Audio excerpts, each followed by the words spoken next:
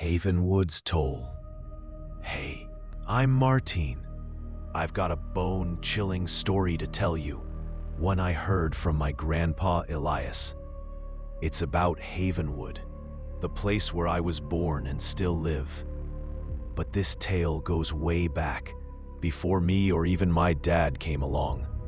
Something dark and awful happened here, and after hearing it, I can't look at the forest behind the hills without getting the creeps. Back in the day, Havenwood was like paradise. The river was wild and full. The fields churned out crops like they were trying to show off, and every house echoed with laughter. Weddings, parties, get-togethers. Nobody knew what grief or grudges were. But one fall morning, everything changed. Two strangers showed up by the river. A young couple named Caleb and Elara. Caleb was tall, with icy eyes that seemed to stare right through you. Elara had long black hair and skin pale as moonlight. They said they were travelers looking for a quiet spot to settle. The mayor handed them an empty cabin at the edge of the village that same day. At first, everybody liked them. They had this charm, like they walked out of a fairy tale. But slowly, a shadow crept over the village. Old friends started bickering over nothing. Brothers fought over dumb stuff. Women whispered and threw accusations.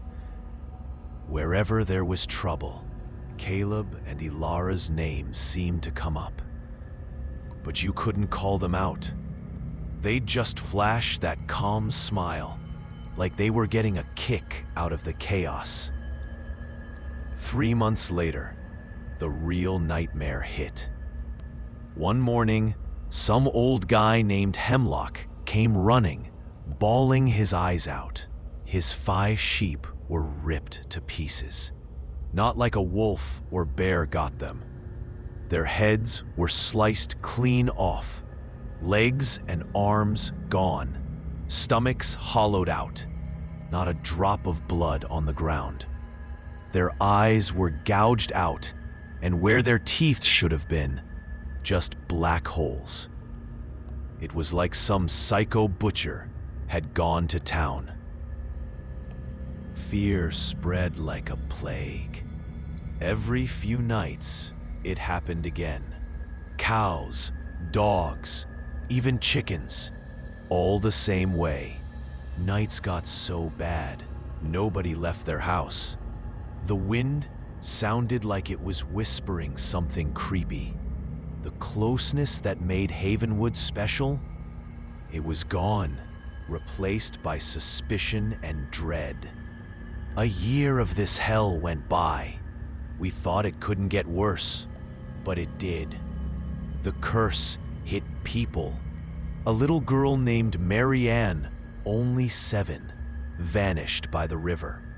We searched for 3 days when we found her body in the reeds. I can't even say it. Same as the animals. No head, no limbs, eyes gone, even her private parts. Like someone was collecting pieces. 2 more boys disappeared after her. Same deal. Havenwood wasn't paradise anymore. It was a silent graveyard. But that was just the beginning. One night, while me and some others were guarding the river, a scream tore through the forest. Not human, not animal, just wrong. My heart was pounding like crazy. We lit torches and went toward it, but found nothing. Just a rotting stench, like old blood and spoiled meat. When we got back, one of the village wagons was gone. Wheel tracks led to the forest's edge, then just stopped, like it vanished into thin air. A few weeks later, some hunter named Jacob, toughest guy around, said he'd had enough, grabbed his rifle and marched into the forest.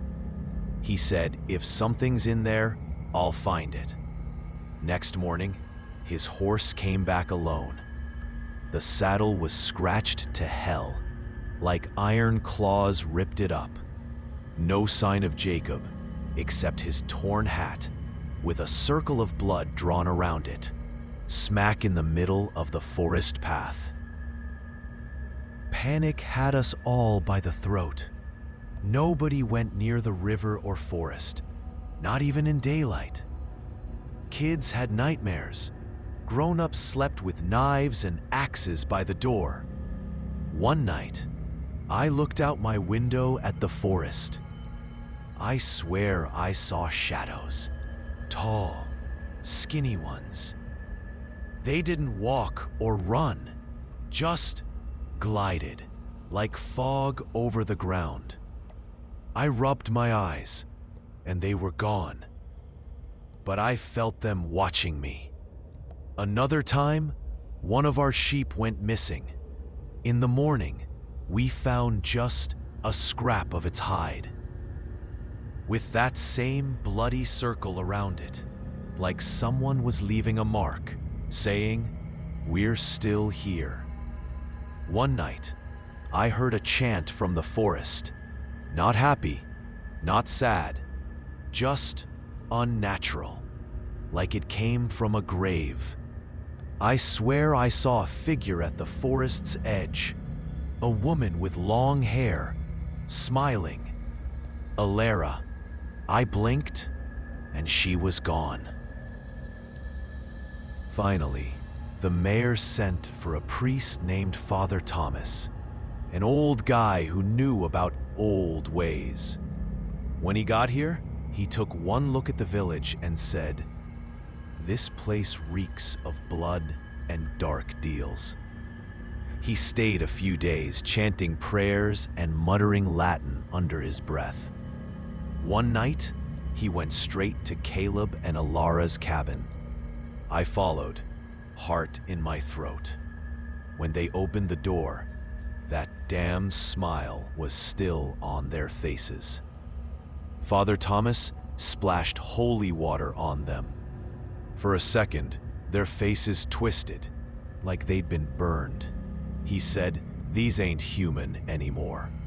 That night, around the fire, he told us Caleb and Elara had sold themselves to ancient things, creatures that feed on pain and sacrifice. They offered up body parts from living things to get power and eternal youth. The more innocent the victim, the bigger the prize. He said they'd gotten so strong, killing them wasn't easy, and spilling their blood would curse the land forever. Father Thomas said we had to lock them up, somewhere they couldn't see the sky or touch the earth. We turned the old cabin by the forest into their prison, boarded up the windows, put an iron door on it, and threw them in. They didn't fight, just laughed, a cold, bone-chilling laugh. Every 3 days, me and a few others took them bread and water. We'd pass it through a tiny slot. Every time I went, that cabin felt colder, heavier, like something was breathing in there. One time, I looked through the slot. Caleb was right there, his eyes glowing in the dark. No blinking, no talking, just staring. I slammed the slot shut and ran. Months went by like that. Then one freezing winter night, me, my dad, and 2 others went to the cabin. It was too quiet. Usually, you'd hear their whispers, but that night, nothing. Dad looked through the slot and went pale. "It's empty." We broke the door down with an axe. The cabin was empty. No Caleb, no Elara. The door was locked from the outside, windows sealed tight. The slot was too small for even a kid to squeeze through. They were just gone. All we found was a drawing on the wall, painted in blood.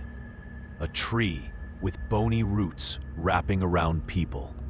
Under it, in shaky, bloody writing, "We're still here." Looked like someone smeared it with their fingers.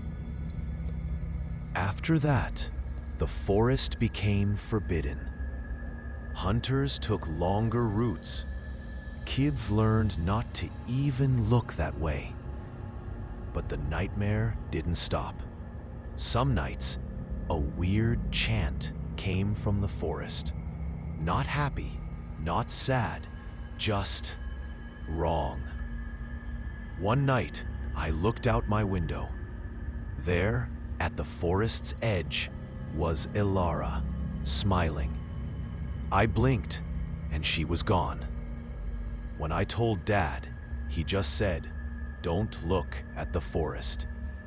Grandpa looked at me, his eyes glinting in the dark. This farm, this land, it's the line between us and them. I've stayed here all these years to keep watch. But Martin, when the wind blows from that forest, I feel them watching. They're still out there, waiting. Now that I know this story, I can't sleep easy. Every creak, every gust of wind brings back that bloody drawing. That message, "We're still here." This is a burden passed from Grandpa to me, and one day I'll have to guard that line.